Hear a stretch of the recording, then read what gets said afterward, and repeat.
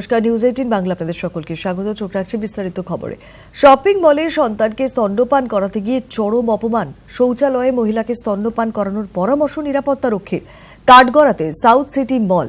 Social মিডিয়াতে ঘটনা ছড়িয়ে পড়তেই ট্রোলিং এর বন্যা। বাধ্য হয়ে নিঃশর্ত ক্ষমা প্রার্থনা মল কর্তৃপক্ষের। সন্তানকে নিয়ে সাউথ সিটি মলে গিয়েছিলেন অভিলাষা পাল। এক রত্তির খিদে পেতেই বিপত্তি। মহিলার অভিযোগ, সারা মল ঘুরেও শিশুকে স্তন্যপান করানোর জায়গা পাননি তিনি। মলের মধ্যে স্তন্যপান করাতে গেলে বাধা দেন নিরাপত্তা কর্মী। শৌচালয়ে নিয়ে গিয়ে স্তন্যপান করানোর পরামর্শ দেওয়া হয়। শেষমেশ অভুক্ত সন্তানকে কোলে নিয়েই মল ছাড়েন অভিলাষা। নিজের তিক্ত অভিজ্ঞতার কথা লিখে যান মলের ফিডব্যাক বুকে। পরে সাউথ সিটি মলের সোশ্যাল পেজেও ঘটনার প্রতিবাদ করেন অভিলাষা। জোটে আরও অপমান। সাউথ সিটি মলের তরফে দাবি করা হয় এটি নাকি হাস্যকর ইস্যু। এমনকি স্তন্যপানকে ঘরোয়া কাজ বলে উল্লেখ, তা ঘরের ভিতরেই সারার পরামর্শ দেওয়া হয়। মুহূর্তে ভাইরাল হয় পোস্টটি। হুঁশ ফেরে মল কর্তৃপক্ষের। অভিলাষার কাছে নিঃশর্ত ক্ষমা চাওয়া হয়। জানানো হয় মলের ভিতর শিশুদের খাওয়ানোর সুবন্দোবস্ত রয়েছে। অথচ মলের নিরাপত্তা রক্ষী সেই তথ্য অভিলাষাকে দেননি। ওপেন এরিয়াতে আপনারা যদি অ্যালাউ না করছেন, তাহলে আপনাদের নিশ্চয়ই ফিডিং রুম থাকা উচিত, যেখানে বাচ্চাকে তার মা ফিড করাতে পারে। আমার মনে হয় যে ব্রেস্ট ফিডিং এটা নর্মাল, প্রত্যেকটা মেয়ের কাছে এটা একটা নর্মাল জিনিস। তাই এটা আমার মনে হয় না যে এটা আড়ালে গিয়ে করাটা উচিত। সম্প্রতি একটি ম্যাগাজিনের কভার ফটোয় স্তন্যপানের ছবি ছাপানোয় দেশ জুড়ে বিতর্কের ঝড় ওঠে। কলকাতারই একটি শপিং মলে ধুতি পরে ঢুকতে গিয়ে হেনস্থার শিকার হন পরিচালক আশিস অভিকুন্তক। তারও আগে রেস্তোরাঁয় ঢুকতে গিয়ে বাধা পেয়েছিলেন বাচিক শিল্পী সুজয় প্রসাদ চট্টোপাধ্যায়। আর এবার ঝাঁ চকচকে মলে সন্তানকে দুধ খাওয়াতে গিয়ে বাধা পেলেন মা। ক্যামেরায় শ্যামল দাসের সঙ্গে শালিনী দত্তের রিপোর্ট, নিউজ 18 বাংলা। আর এই ঘটনার প্রতিবাদে সরব হয়েছেন সেলিব্রিটিরাও। ফিডিং এর মতো একটা এতটা এমার্জেন্সি একটা বিষয়, একটা বাচ্চার খিদে পেয়েছে, তাকে তার মা খাওয়াচ্ছে। This is as simple as that. আমি কিছুদিন আগে এটার আমি একটা ম্যাগাজিনে কভার শুটও করেছিলাম। সেটাকে নিয়ে মানুষ এখনো তো মহিলাদের অবজেক্টিফাই করা হয়। ব্রেস্ট ফিডিং শব্দটা বলতেও তাদের বোধহয় একটু প্রবলেম হয়, কিন্তু যখন গালি দেয় যে মায়ের দুধ খেয়ে থাকিস তো দেখে নিস, এটা বলতে কিন্তু অসুবিধা হয় না। এখনো অনেক কিছু নিয়ে আমাদের ট্যাবু রয়েছে। আমরা ভালগার নাচ দেখতে পছন্দ করছি, আমরা সেগুলো করছি, অথচ ব্রেস্ট ফিডিং এর মতো একটা ইম্পর্টেন্ট বিষয়কে আমরা এখনো আমাদের মধ্যে অনেক পিউরিটান বিষয় ভাবনা চিন্তাগুলো রয়েছে। এই যদি আমাদের এগোনোর লক্ষণ হয়, তাহলে আমার মনে হয় পিছনটাই ভালো, আগেই ভালো ছিল। কোনো মা তার সন্তানকে যেখানে স্তনপান করান, বুকের দুধ খাওয়ান, সেই জায়গাটি একটি তীর্থভূমি হয়ে যায়। সেই স্থানটি কিছুদিন আগে নিউজ 18 বাংলায় যে একটা অসাধারণ অনুষ্ঠান হয়েছিল, যে থুতু ফেলা যত্রতত্র, তো আমার মনে হয় কিছু কিছু জায়গা রয়েছে যেখানে গিয়ে মানুষ থুতু ফেলে আসতে পারে। আশা করি ইঙ্গিতটা বোঝা গেছে। আসছি পরের খবরে। পান বা গুটখার পিক ফেলে ধরা পড়লে যেতে হবে কোর্টে। কাঠগড়াতে দাঁড়িয়েই শুনতে হবে বিচারকের ধমক। কলকাতা পুরসভার ম্যাজিস্ট্রেট কোর্টেই স্থির হবে জরিমানার অঙ্ক।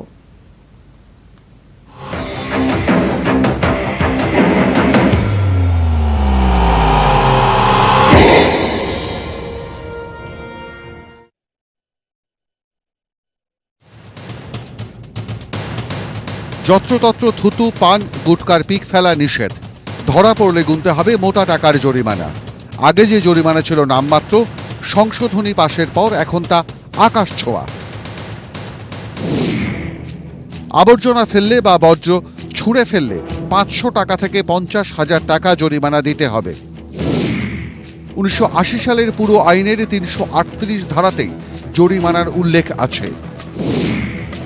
নতুন সংশোধনী জুড়ে বিজ্ঞপ্তি জারি করবেন পুর কমিশনার। কিভাবে নেওয়া হবে এই জরিমানা? কেউ থুতু বা পিক ফেলতে গিয়ে ধরা পড়লে তার বিরুদ্ধে লিখিত অভিযোগ দায়ের করা হবে। অভিযোগ দায়ের করতে পারবেন পুরসভার কোনো সাব অ্যাসিস্ট্যান্ট ইঞ্জিনিয়ার বা উচ্চ পদস্থ আধিকারিক। নজরদারির কাজে থাকবেন কনজারভেন্সি অফিসার। তার অধীনস্থ ব্লক সরকার ও সাব ওভারসিয়ারও নজরদারি চালাবেন। অভিযোগ জমা পড়বে মিউনিসিপ্যাল ম্যাজিস্ট্রেট কোর্টে। সেখানকার বিচারকই জরিমানার অঙ্ক স্থির করবেন। আইন বিধানসভা এসছে, সেটা ইমপ্লিমেন্ট হবে সব জায়গায়। কলকাতাকে একটা সুন্দর রাখা, পরিষ্কার রাখা, এটা আমাদের কাছে কর্তব্য, কলকাতাবাসী হিসেবে আমাদের সবার কর্তব্য, এবং এই কাজটা নিষ্ঠার সাথে আমরা করব। পান বা গুটখার পিক রুখতে শহরের সর্বত্রই যেন সাজো সাজো রব। বাড়তি সিসি ক্যামেরায় মুড়ে ফেলা হয়েছে চিড়িয়াখানা চত্বর, চলছে কড়া নজরদারিও। আমাদের ওয়াইল্ড প্রোটেকশন অ্যাক্ট অনুযায়ী যদি কেউ গ্রাউন্ড লিটার করে বা স্পিডিং করায়, তার জন্য অলরেডি আমাদের ফাইনের প্রভিশন আছে যে 2000 টাকা পর্যন্ত আমরা ফাইন নিতে পারি। যদি ফাইন না দিতে পারে বা সেরকম হয় তাহলে ওনাকে দিয়েই পরিষ্কার করাবো আমরা। শহর নোংরা নয়, বার্তা দিচ্ছে প্রশাসন। সচেতন না হলে পান গুটকাতেই পুড়তে পারে মুখ। নিউজ 18 বাংলা।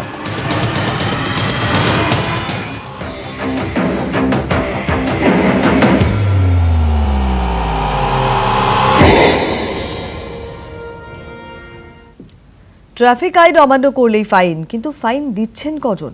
ফাইন না দেওয়ার সংখ্যাটাই ক্রমশ বাড়ছে। 15 বছর ফাইন না দেওয়ার উদাহরণও রয়েছে। তাই ট্রাফিক জরিমানা এবার ওয়ান টাইম ট্রাফিক আইন সেটেলমেন্ট ব্যবস্থা চালু করল কলকাতা পুলিশ। নির্দিষ্ট সময়ের মধ্যে ফাইন দিলেই থাকছে ছাড়। জরিমানা দিলেই ডিসকাউন্ট, এবার ট্রাফিক ফাইন দিলেই মিলবে ছাড়, তবে নির্দিষ্ট সময়ের মধ্যে। One time traffic fine settlement চালু করল কলকাতা পুলিশ। বুধবার পুলিশ কমিশনার রাজীব কুমার নতুন স্কিমের কথা জানান। ট্রাফিক আইন এখন বেশ কড়া, নিয়ম ভাঙলেই ফাইন, কিন্তু এই ফাইন দিতেই যত আপত্তি। লালবাজারে বাড়ছে ফাইনের তালিকা। বেশিরভাগ ক্ষেত্রে লোক আদালতে ট্রাফিক ফাইন সেটেলমেন্টের ব্যবস্থা হয়, কিন্তু সেখানেও বহু কেস পেন্ডিং। 10 থেকে 12 হাজারের বেশি কেস নেয় না লোক আদালত। এবার সমস্যা মেটাতে বকেয়া ট্রাফিক জরিমানা আদায়ে এককালীন ব্যবস্থা চালু করল পুলিশ। দুটি পর্যায়ে বকেয়া ট্রাফিক ফাইন মেটানো যাবে। 1 ডিসেম্বর থেকে 14 জানুয়ারি পর্যন্ত 35% মীমাংসা। বকেয়া মেটালেই মিলবে 65% ছাড়। 15 জানুয়ারি থেকে 13 ফেব্রুয়ারি পর্যন্ত 50% জরিমানা মীমাংসা। বকেয়া জরিমানা মিটিয়ে দিলে মিলবে 50% ছাড়। লোক আদালতেও যেটা হতো 30 to 40%, 45% এটা করা হতো। এই জন্য লোকরা অপেক্ষা করতো, বাট লোক আদালতে যেটা হচ্ছে অনলি 10,000 কেসেসই করা যেত। তার ছাড়া এর মধ্যে কিছু কোর্টে যে কেস ছাড়া পুলিশের কাছে পেন্ডিং ছিল, ওরও সংখ্যা খুব বেশি আছে। 25টি ট্রাফিক গার্ড লালবাজার ছাড়াও অনলাইনে দেওয়া যাবে ফাইন। 13 ফেব্রুয়ারির পর বন্ধ হয়ে যাবে এই সুযোগ। তবে পরিকল্পনা সফল হলে ভবিষ্যতে সময় বাড়ানোর বিষয়টি বিবেচনা করা হবে। সিপি রাজীব কুমার জানান, সরকারের কাছে তাঁরা আবেদন করবেন যাতে পলিউশন সার্টিফিকেট দেওয়ার আগে এবং ইন্স্যুরেন্স রিনিউয়ালের সময় ট্রাফিক ফাইন বকেয়া আছে কিনা দেখে নেওয়া হয়। ক্যামেরায় সৌমেন দাসের সঙ্গে সৌজন মণ্ডল, নিউজ 18 বাংলা।